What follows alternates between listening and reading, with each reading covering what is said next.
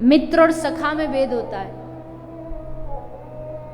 कृष्ण के मित्र नहीं होते, कृष्ण के सखा होते हैं। मित्र में थोड़ी एक व्यवहारिक बातें होती हैं। मित्र आपके साथ दिन भर घूमेगा, थोड़ा मौज मस्ती आप करोगे, उसके बाद वो अपने घर चला जाएगा, आप अपने घर आ जाओगे। पर सखा कौन है? सखा वो है जो दिन के 8 प्रहर आपके समीप, आपके नजदीक रहे।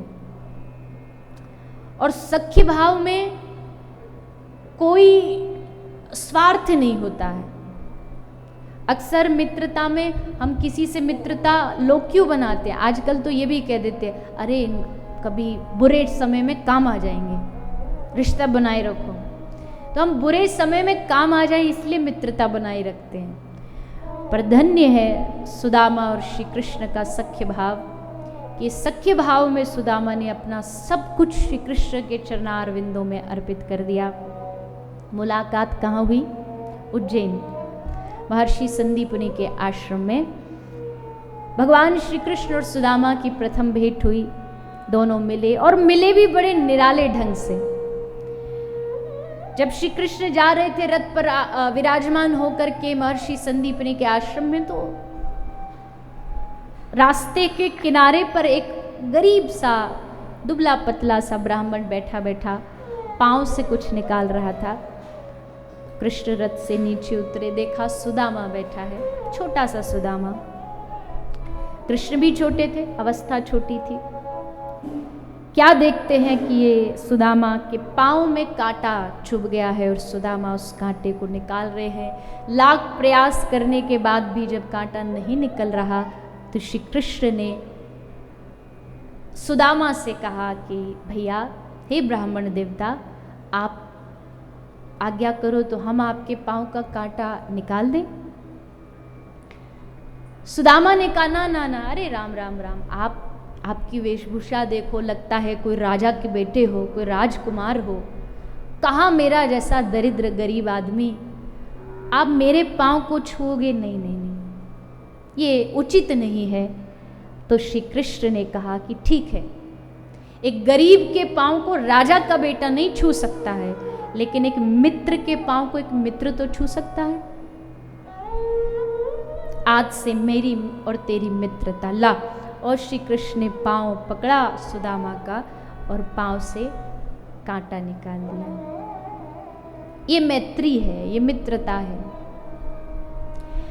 इस संसार में कांटा चुभाने वाले हजारों लाखों मिलेंगे, पर कांटा निकालने वाला एक ही है, बस केवल एक है।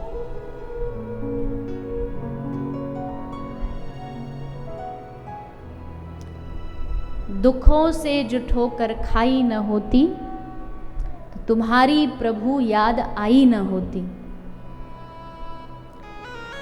वैसे तो भगवान को अगर दुखों में याद करो तो ये तो स्वार्थ भी है एक तरह का, कि केवल जब दुख आते तब हमें मंदिर याद आता है, तब भगवान याद आते हैं।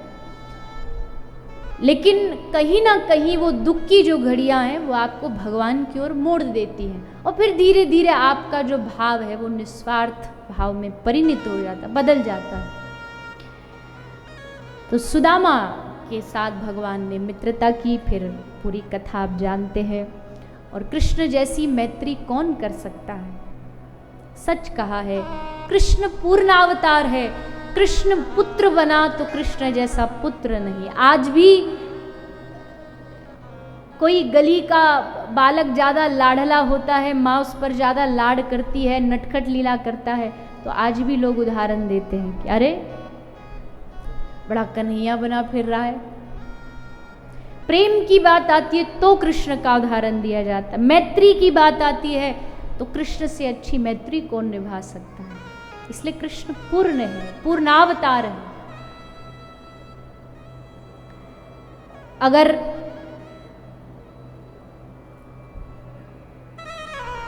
सुदामा पाठ भूल जाते गुरुजी को सुनाते सुनाते तो पता था दंड मिलेगा, कृष्ण भी जानबूझ के पाठ भूलने का नाटक करते। इतनी मैत्री दोनों में। एक घटना घटी, आप सब जानते हैं उस कथा को, क्या कहें।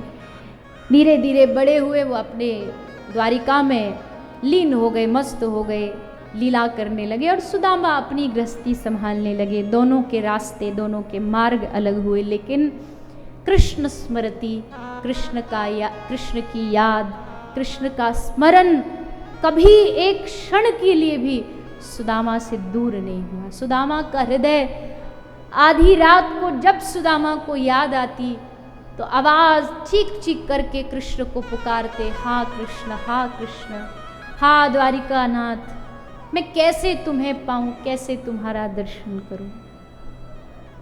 सुदामा की आंख के अश्रु बताते कि आज भी एक क्षण सुदामा कृष्ण के बगैर रह नहीं सकते। एक समय आया जब सुदामा की पत्नी सुशीला ने निवेदन किया, हे नाथ, आपको इतना ही स्नेह है तो जाइए ना, कृष्ण का दर्शन करके कुछ मांग लीजिए। दुख की घड़ी में ही तो दोस्त काम आता है, वो भी इतना बड़ा मित्र हो तो। कोई बड़ा नेता अभिनेता हमारा मित्र हो और हम बड़े संकट में तो पहुंच जाएंगे, कहीं नौकरी लगवा दो, थोड़ा बहुत पैसों की कहीं से मदद करा दो, तो द्वारिका का राजा है, क्या मांग नहीं सकते उससे। सुदामा ने कहा, हे सुशीला, मेरी भक्ति मांग की भक्ति नहीं है। मैं कृष्ण से इसलिए मित्रता नहीं की, मैं कृष्ण को इसलिए नहीं भजता तो मेरी इच्छा पूरी कर दे। अगर उसने मुझे इस परिस्थिति में डाला है तो मैं जानता हूं कि इस परिस्थिति से लड़ने की शक्ति भी कृष्ण मुझे देगा, कि जाही विधि राखे राम ताही विधि रहिए। भक्ति का एकमात्र सूत्र जो मैं बार बार निवेदन करती हूं, जैसे हरि रखे, बस उनकी इच्छा में अपनी मर्जी मिला करके खुश रहिए। लाख पीड़ा दे, लाख विपत्ति दे, पर मुख से कभी उनको शिकायत मत करना। कभी ये जिव्या, हे प्रभु, हे नाथ, ये जिव्या गल जाए जिस दिन ये जिव्या आपके सामने अपनी सुख की मांग करे। कभी मेरे मन में ये भाव प्रकट ना हो, मेरा सुख कैसे हो, मेरे दुख कैसे दूर हो। ये सब भक्तों की बातों, बुद्धि से परे है। कोई क्यों अपना सुख मांगेगा? अरे हमारे हरि चाहते हैं तो यही सही, वो इस परिस्थिति में रखना चाहते हैं तो यही सही, क्यों शिकायत करें। ये भक्ति का मूल मंत्र है, जाही विधि राखे राम ताही विधि रही। तो सुशीला ने कहा, अच्छा ठीक है, मैं समझ गई, आप मांगोगे नहीं तो मत मांगो। अच्छा एक बात बताओ, क्या आपका कभी मन नहीं करता कि कृष्ण का दर्शन कराऊं, कृष्ण को एक बार देखाऊं? लास्ट अंतिम बार कब देखा था याद भी है आपको?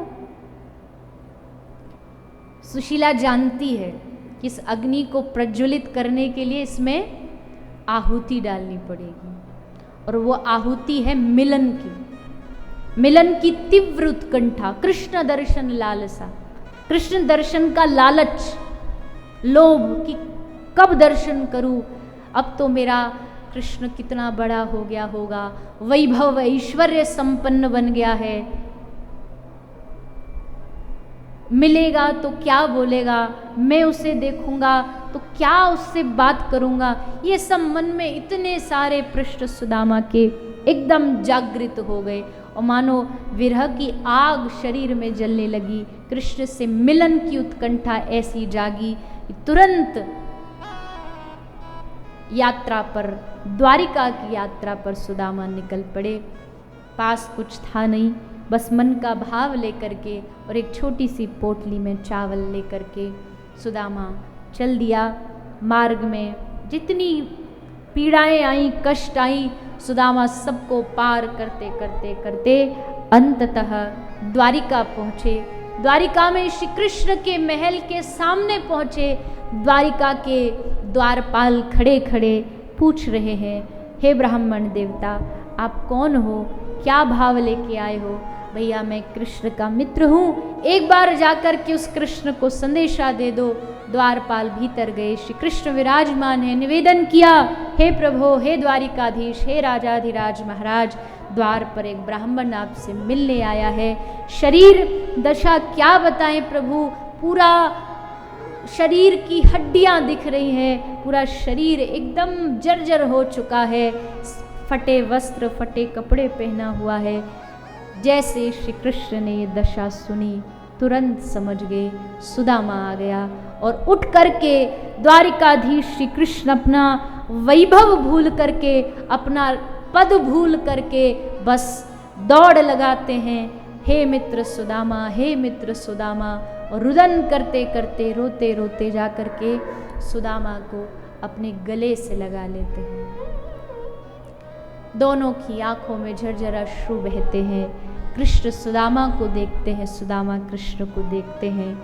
ऐसा सख्य भाव आज तक संसार में देखा न गया। दोनों ने आंसुओं से एक दूसरे का चरण संवहन किया। ठाकुर जी ने अपने अश्रुओं से सुदामा के चरण धोए।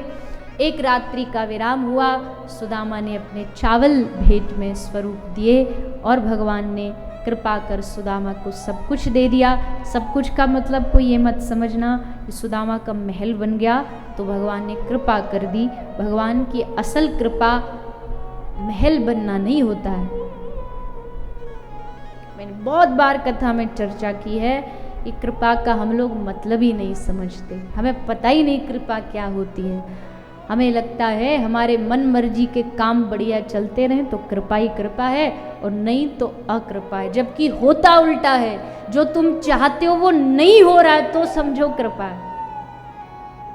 टेढ़ी है भगवान की कृपा, समझ में नहीं आएगी। संसारियों को तो कतई नहीं आएगी। उनको लगेगा भगवान तो हमसे रूठे पड़े, हम जो चाहते वो हो नहीं रहा। पर वैष्णव समझ जाएगा जो हम चाह रहे हैं वो नहीं हो रहा, मतलब भगवान हम पर बड़े खुश हैं।